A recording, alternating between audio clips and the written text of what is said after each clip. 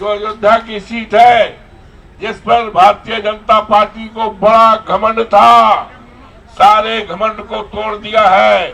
अभी होली का त्योहार में जिस तरह से पाबंदी लगाई गई थी नमाज पढ़ने का, ये असंवैधानिक था, संविधान के खिलाफ था, संविधान की आत्मा के खिलाफ था। दुनिया की कोई ताकत इस बिल को पास नहीं होने देगी। हमारी पार्टी, हमारे नेता माननीय अखिलेश यादव का, हम लोगों का स्टैंड क्लियर है। किसी भी कीमत पर इस बिल को पास नहीं होने देंगे। आदिवासी लड़ते हैं इस देश के अंदर अपने जल जंगल जमीन, उसकी हिफाजत करने के लिए, उसकी रक्षा करने के लिए। हमें समझना चाहिए ये भी जमीन का सवाल है। ये भले ही एक किसी समुदाय के लिए इस्तेमाल के लिए है, लेकिन ये हिंदुस्तान की जमीन को बचाने की जो लड़ाई है इस समय, मैं पूरे देश के किसानों से भी कहूंगा कि इसको जमीन के सवाल के रूप में देखिए, इसको पूरे यहाँ देश के जमीन बचाने की लड़ाई के रूप में देखिए। अगर आप अपनी जमीन बचाने के लिए लड़ते हैं तो इस समय पूरे के पूरे समुदाय के लोग जो अपनी पहचान और अपनी जमीन बचाने के लिए इकट्ठे हुए हैं, उनका साथ दीजिए। फांसीवाद और कुछ नहीं होता है, लोगों को डराने का निजाम है। हम किसी को डरना नहीं है इस देश के अंदर।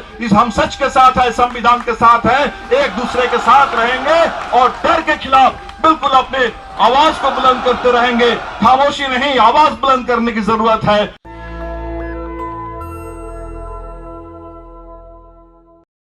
देश के तमाम आप हजरात आए हैं, आपका स्वागत करता हूं, अभिनंदन करता हूं।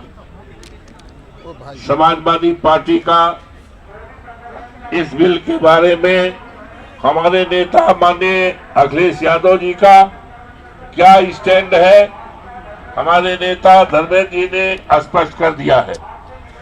हमें केवल इतना कहना है कि अयोध्या की महान जनता ने पूरे देश को संदेश दिया है कि इस देश में सांप्रदायिकता नहीं चलेगी, इस देश में आपसदारी और भाईचारा चलेगा। और मुझे 54 फैजाबाद जो अयोध्या की सीट है, जिस पर भारतीय जनता पार्टी को बड़ा घमंड था, सारे घमंड को तोड़ दिया है।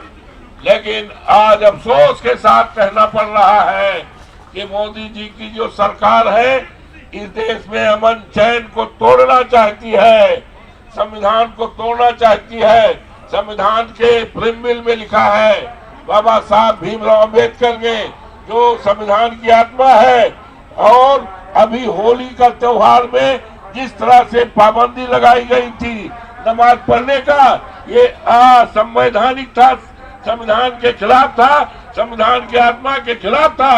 इसी तरह से बिल जो लाया गया है, हमारे नेता माननीय अखिलेश यादव जी ने अयोध्या में जो जमीनें ली जा रही थी, उन जमीनों के बारे में स्पष्ट निर्देश दिया है।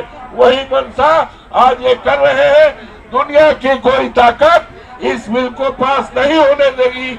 हमारी पार्टी, हमारे नेता माननीय अखिलेश यादव का, हम लोगों का स्टैंड क्लियर है। किसी भी कीमत पर इस बिल को पास नहीं होने देंगे, चाहे जितनी कुर्बानी करना पड़े। आप हजरात ने मुझे देश के सामने अपनी बात रखने का समय दिया, आपके प्रति बहुत आभारी है।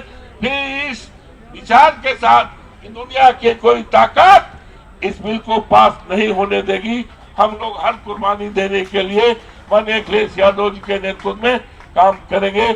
आप सबको बहुत बहुत धन्यवाद। पार्लियामेंट है, उन्होंने भी पोजीशन लिया है और मुझे जानकारी है कि अपोजिशन की बहुत सारे पार्टीज ने जो इसके लिए जेपीसी बनाई गई थी उसमें भी बातें गई थी, लेकिन उनकी तमाम बातों को दरकिनार करके जिस तरह से इस देश में बुलडोजर राज चल रहा है, इस बिल को भी बुलडोज कर देने की पूरी साजिश चल रही है। इस साजिश के खिलाफ आज हम सब लोग यहाँ जमा हुए हैं और मुझे लगता है कि इस समय ये सवाल हमने तमाम स्पीकरों को सुना और बिल्कुल ये सही बात है कि ये वक्फ की जो जमीन है उसका निश्चित तौर पर सीधा जो ताल्लुकात है वो मुस्लिम कम्युनिटी से है, कलेक्टिव चैरिटी और वेलफेयर के साथ है। लेकिन ये जो सवाल है, ये सवाल इस समय सिर्फ किसी एक कम्युनिटी का सवाल नहीं है। आज हम लोग देख रहे हैं कि जो भारत में जिस फांसीवाद के दौर से हम गुजर रहे हैं, ये एक एक करके मुद्दों को चुनते हैं, एक एक तबकों को टारगेट करते हैं और सबको अलग अलग करके बांट करके अपना पूरा मकसद पूरा करता है। इसीलिए आज हमें सबको एक दूसरे के साथ खड़े होने, हर तरह के जुल्म के खिलाफ, हर तरह के नाइंसाफी के खिलाफ एक साथ खड़े होकर के प्रोटेस्ट करने की जरूरत है और अपना हक जताने की जरूरत है। मुझे लगता है इस समय दो बड़े सवाल हैं। एक तो सवाल जमीन का है। इस देश में जमीन पर नजर है। जमीन कब्जा करने के लिए, उसको हड़पने के लिए, ये बात किसानों को अच्छी तरह से समझ में आती है।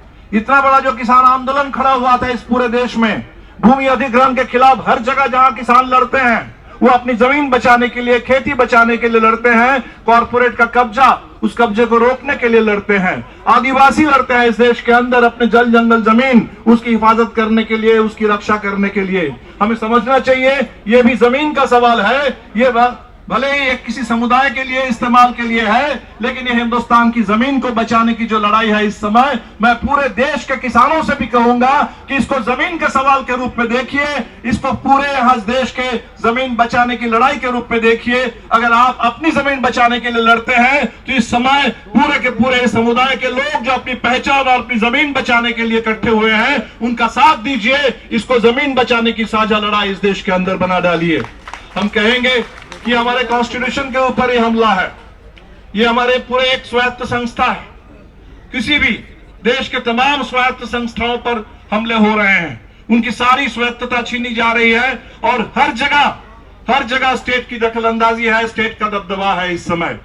अभी हमने उत्तराखंड में देखा है जहां पहला प्रयोग हुआ है यूनिफॉर्म सिविल कोड का, और वो यूनिफॉर्म सिविल कोड का जो प्रयोग वहां हो रहा है उससे बात बिल्कुल साफ है कि बात ये करेंगे, इनको लग रहा है कि इससे हम मुसलमानों को परेशान कर देंगे, उनके हक को छीनेंगे।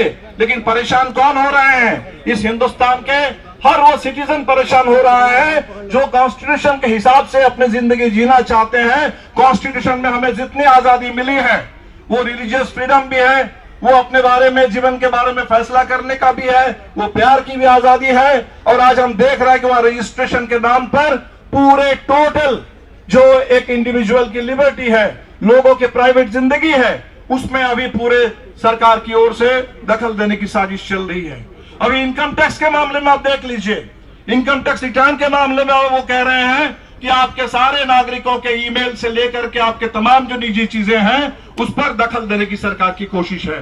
तो एक जगह हम सरकार को अगर मौका दे देंगे दखल देने के लिए, दखल अंदाजी करने के लिए, तो हर जगह घुसते चले जाएंगे और हर जगह घुस करके हमारी पूरी स्वायत्तता, इंडिविजुअल लिबर्टी, एक कम्युनिटी के अपने कलेक्टिव पहचान, उसकी आइडेंटिटी लिबर्टी, उसको खत्म करने पर ये आगे बढ़ जाएंगे। और इसीलिए हम तमाम लोगों से जो अपने अपने आइडेंटिटी बचाने के लिए, अपने अपने ऑटोनॉमी बचाने के लिए, अपने अपने कॉन्स्टिट्यूशनल स्टेटस और राइट्स को बचाने के लिए लोग लड़ रहे हैं, हम सबों से कहेंगे कि प्लीज इस सवाल को मुस्लिम सवाल मत समझिए।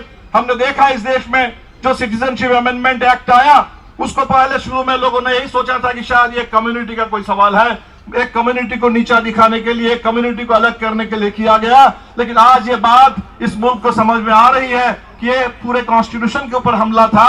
और इसीलिए वो शाहीन बाग से जो आंदोलन शुरू हुआ था कॉन्स्टिट्यूशन को लेकर के, अपने प्रियम्बल को इस समय पूरे आजादी के घोषणा पत्र बना करके तिरंगे झंडे के साथ, इस बार हमने देखा कि आज पूरे देश में आरक्षण बचाने के लिए भी बिल्कुल उसी तरह से लोग लड़ रहे हैं कॉन्स्टिट्यूशन की हिफाजत करने के लिए। और इसीलिए बड़ी एकता की जरूरत है। हम निश्चित तौर पर आप लोगों के साथ हैं और आपने जो कहा है कि एक शुरुआत है, आगे और लड़ाई है, ये अंगराई है। इस पूरे लड़ाई के हर कदम पर आपके साथ रहेंगे, क्योंकि कॉन्स्टिट्यूशन का सवाल है, ये देश में इंसाफ का सवाल है, इस देश की साझी विरासत, इस देश की साझी विरासत गंगा जमुनी तहजीब, उसका सवाल है, ये हिंदुस्तान की एकता का सवाल है, ये इस देश मुल्क के आगे बढ़ने के रास्ते का सवाल है। और इसीलिए आप लोगों को आज हमें बुलाया है, आपके लिए, इसके लिए मैं शुक्रिया अदा करता हूं। और इतनी बड़ी तादाद में आप लोग यहाँ जुटे हैं। आप सब लोग इस समय ये चाह रहे हैं कि लोग डर जाएं।